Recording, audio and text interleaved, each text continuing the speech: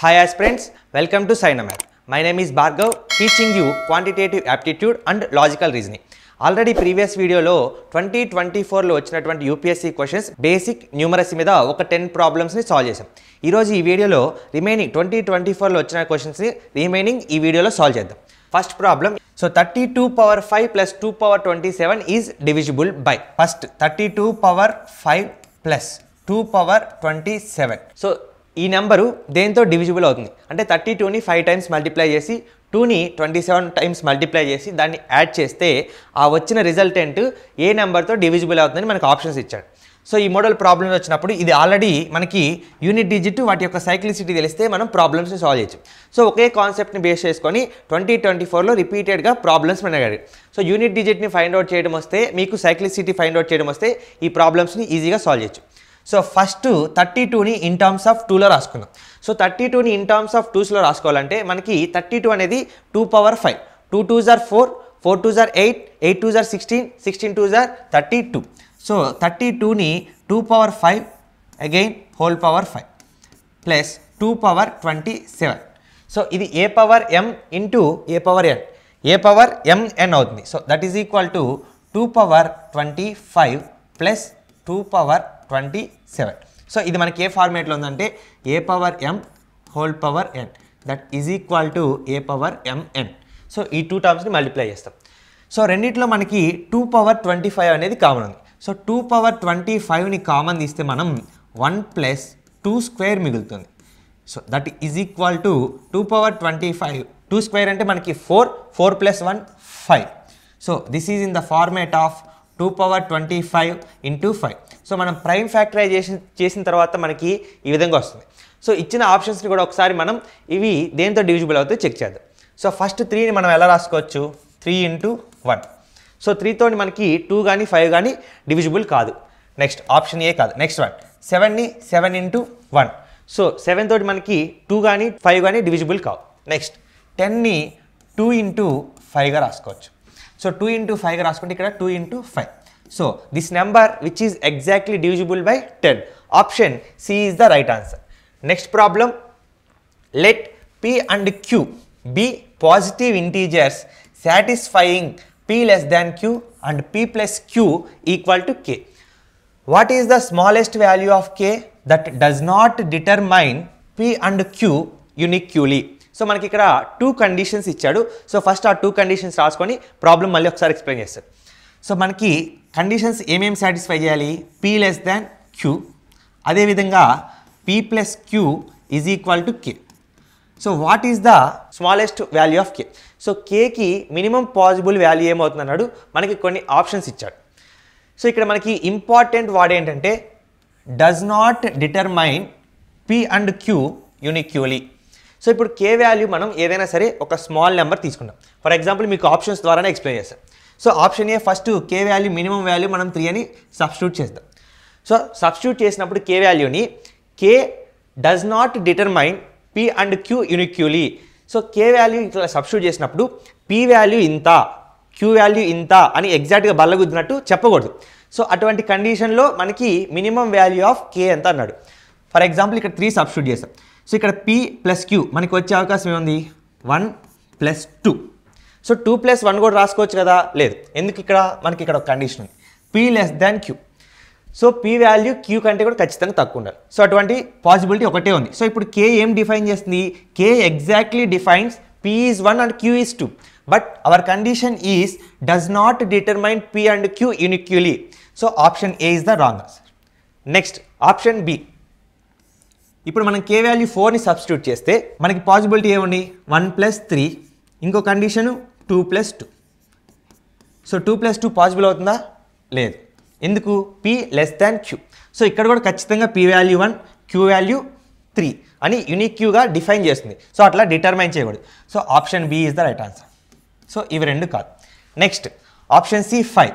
k is equal to 5ని substitute చేసినప్పుడు మనకి ఎలా రాసుకోవచ్చు, 1 ప్లస్ 4, నెక్స్ట్ 2 ప్లస్ 3, 5. సో ఇప్పుడు p వాల్యూ 1ఆ 2ఆ, q వాల్యూ 4ఆ 3ఆ. సో ఎగ్జాక్ట్గా మనం k does not determine p and q uniquely. So ఇప్పుడు p వాల్యూ 1ఆ 2 అనేది మనం చెప్పలేం. సో అలాగే smallest value of k. So this is the smallest value of k which does not determine the p and q uniquely. So option C is the right answer. ఎందుకు option C check చేయకూడదంటే మనకు already smallest value వచ్చేసింది కదా, 6 అనేది దానికంటే పెద్ద number, so మనం దాన్ని check చేయాల్సిన అవసరం లేదు. Next problem, what is the sum of the first 28 terms in the following sequence. So మనకి ఒక సీక్వెన్స్ ఇచ్చాడు, అందులో ఫస్ట్ 28 టర్మ్స్ని ఆ సీక్వెన్స్లో మనం యాడ్ చేస్తే మనకి ఏ నెంబర్ వస్తుందని మనల్ని క్వశ్చన్ అడిగాడు. సో ఫస్ట్ ఒకసారి చూడండి, 1 1 2 1 3 2 1 4 3 2 1 5 4 3 2. సో ఇక్కడ ఒక ప్యాటర్న్ ఫాలో అయ్యాడు, ఆ ప్యాటర్న్ మనం అబ్జర్వ్ చేసి ఒకసారి నీట్గా రాద్దాం. సో 1 1 2, నెక్స్ట్ తర్వాత 1 3 2 1 4 3 2, నెక్స్ట్ 1 5 4 3 2, నెక్స్ట్ 1 6 5 4 3 2, నెక్స్ట్ 1 7 6 5 4 3 2. సో మొత్తం అలాగా మనం సిరీస్లో 28 టర్మ్స్ని రాసుకోవాలి. సో 28 టర్మ్స్ అంటే 1 + 2 3 6 10 15 15 + 6 21 21 + 7 28. సో టోటల్ మనం 28 టర్మ్స్ రాసుకున్నాం. మొత్తాన్ని యాడ్ చేస్తే మనకి ఏ నెంబర్ వస్తుందో చూద్దాం. సో ఇక్కడ 1 1 + 2 3, సో 3 + 3 6 6 + 4 10 10 + 5 15 15 + 6 21 21 + 7 28. సో ఇక్కడ 21 మనకి ఎక్స్ట్రా ఉన్న టర్మ్ ఏంటి, యాడ్. సో ప్రతి ఒక్క దాంట్లో ఎక్స్ట్రా ఉన్న టర్మ్ని యాడ్ చేసుకుంటూ వెళ్ళాం. సో ఇప్పుడు వీటిని యాడ్ చేస్తే మనకి మొత్తం ఎంత వస్తుందో ఒకసారి చెక్ చేద్దాం. So 6 + 3 9 + 1 10. So 10 + 10 20 + 15 35. Next 20 20 40 8 + 1 9 49. So next again 40 + 30 70 9 + 5 14 70 + 14 84. Option B is the right answer. Next problem, if the sum of the 2-digit numbers AB and CD is the 3-digit number 1CE, where the letters A, B, C, D, E denotes distinct digits, then what is the value of A? So మనకి ఇక్కడ 2-digit numbers రెండింటిని add చేసాడు. ఆ 2-digit numbers ఏంటి అంటే ABCD. So ఈ రెండు నెంబర్స్ని add చేసినప్పుడు మనకి 1CE అనే 3-digit నెంబర్ వచ్చింది. అయితే మనకి what is the value of A value ఎంతో మనల్ని ఫైండ్ అవుట్ చేయమంటున్నాడు. సో ఇక్కడ మనం ఏ వాల్యూ ఫైండ్ అవుట్ చేయడానికి మనకి 2 కేసెస్ ద్వారా మనం దీన్ని ఫైండ్ అవుట్ చేయొచ్చు. ఫస్ట్ 2 కేసెస్ చెక్ చేద్దాం. ఏ కేస్ ద్వారా అయితే మనం దీన్ని ఫైండ్ చేయగలుగుతామో ఫస్ట్ ఫైండ్ అవుట్ చేద్దాం. So first no carry. So ఇక్కడ మ్యాక్సిమం మనకి హైయెస్ట్, ఇక్కడ యూనిట్ డిజిట్స్ కాబట్టి హైయెస్ట్ డిజిట్స్ ఏంటంటే 9 8. ఈ రెండింటిని యాడ్ చేస్తే మనకి 17 వస్తుంది. అప్పుడు ఏమవుతుంది, ఇక్కడికి 1 ఇక్కడ క్యారీ అవుతుంది, 7ని మనం ఇక్కడ రాస్తాం. సో ఇలా 1 క్యారీ అవుతుందా లేదా. సో ఫస్ట్ 1 నో క్యారీ, తర్వాత 1 క్యారీ అవుతుంది అని రాద్దాం.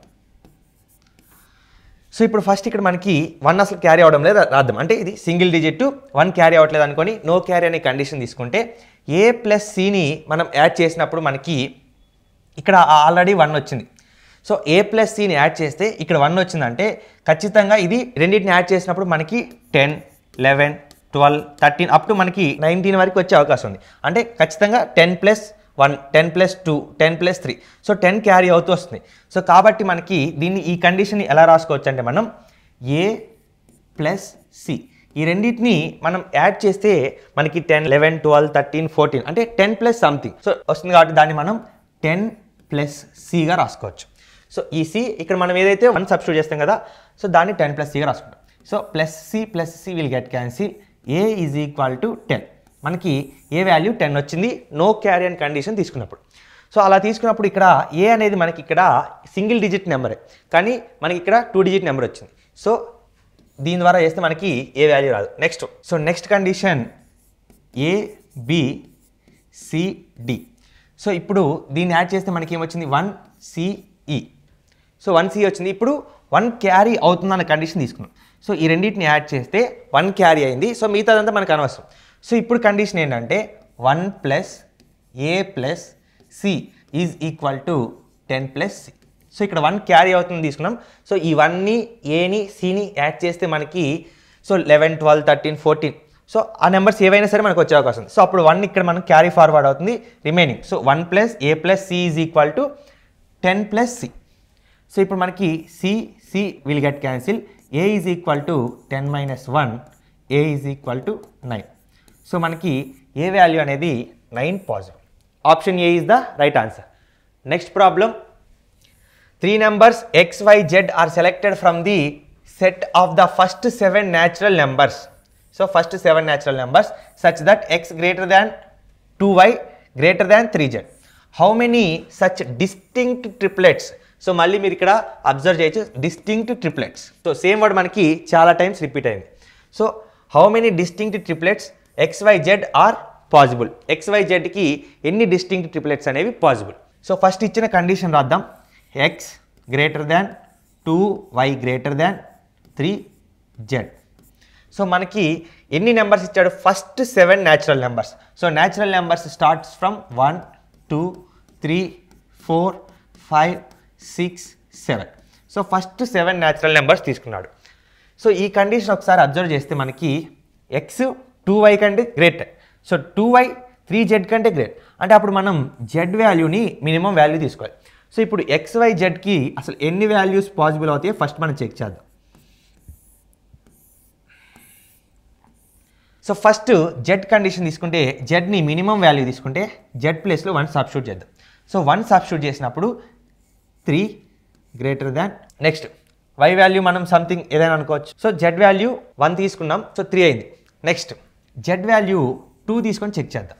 So 3 2s are 6 greater than, next so 6 కాబట్టి ఇక్కడ 6 కంటే ఎక్కువ రావాలి అంటే అప్పుడు మనం ఏ నెంబర్ సబ్స్టిట్యూట్ చేయాలి? 3 సబ్స్టిట్యూట్ చేస్తే 3 2s ఆర్ 6 సేమ్ నెంబర్ వస్తుంది. సో నెక్స్ట్ 4 సబ్స్టిట్యూట్ చేస్తే 4 2s ఆర్ 8 వస్తుంది. కానీ మనకి ఇచ్చిన న్యాచురల్ నెంబర్స్ 7 మాత్రమే. సో ఖచ్చితంగా జెడ్కి 2 వాల్యూ పాసిబుల్ కాదు. సో ఓన్లీ జెడ్కి 1 వాల్యూ మాత్రమే పాసిబుల్ అవుతుంది. సో 1 వాల్యూ పాసిబుల్ అవుతుంది కాబట్టి సో నెక్స్ట్ జెడ్కి ఒక నెంబర్ని ఫిక్స్ చేసేస్తే మనం, సో జెడ్కి 1 ఫిక్స్ చేస్తే మనం జెడ్కి ఇక్కడ మనకి 3 వస్తుంది. ఇప్పుడు y యొక్క పాసిబుల్ వాల్యూస్ చెక్ చేద్దాం. సో y ప్లేస్లో మనం ఫస్ట్ ఆల్రెడీ 1 ఫిక్స్ చేసాం కాబట్టి 2ని సబ్స్టిట్యూట్ చేస్తే so 2 2s are 4, so 3 greater than 4. xకి పాసిబుల్ అయ్యే వాల్యూస్ 5 6 7. సో yకి 2ని కనుక మనం ఫిక్స్ చేస్తే xకి పాసిబుల్ అయ్యే వాల్యూస్ ఏంటి? 5 6 7.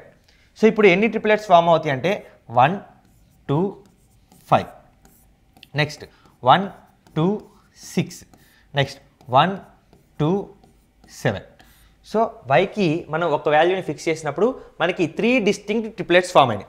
సో డిస్టింక్ట్ అంటే ఇక్కడ ఈ ట్రిప్లెట్లో ఉన్న నెంబర్స్ మళ్ళీ అగైన్ రిపీట్ అవ్వకూడదు. అంతేగాని మీరు పక్క సెట్ని కంపేర్ చేసి ఎలా డిస్టింక్ట్ ట్రిప్లెట్స్ అవుతాయని మీరు అనుకోకూడదు. సో డిస్టింక్ట్ ట్రిప్లెట్స్ అంటే ఈ సెట్లో ఉన్న నెంబర్స్ మళ్ళీ రిపీట్ అవ్వద్దు. సో ఇలా మనకి ఒక 3 ట్రిప్లెట్స్ వచ్చినాయి. నెక్స్ట్ వైకి మనం 3 వాల్యూని కనుక ఫిక్స్ చేస్తే సో జెడ్కి ఆల్రెడీ 3, వైకి 3 కనుక మనం ఫిక్స్ చేస్తే 3 2s are 6, so greater than again ఇక్కడ 7 పాసిబుల్ అవుతుంది. సో ఇక్కడ 7 పాసిబుల్ అవుతుంది. ఇంకొక సెట్ వచ్చింది మనకి 1 3 7. సో ఈ 4 ట్రిప్లెట్స్ మనకి ఫామ్ అవుతాయి based on this condition x greater than 2y greater than 3z based on set of 7 natural numbers. So total మనకి 4 ట్రిప్లెట్స్ అనేవి ఫామ్ అవుతాయి. సో ఇవి ఓవరాల్గా 2024లో వచ్చినటువంటి బేసిక్ న్యూమరసీ లేదా క్వశ్చన్స్. నెక్స్ట్ వీడియోలో 2023లో వచ్చిన క్వశ్చన్స్ని సాల్వ్ చేయడానికి ట్రై చేస్తాను. So thank you for watching this video.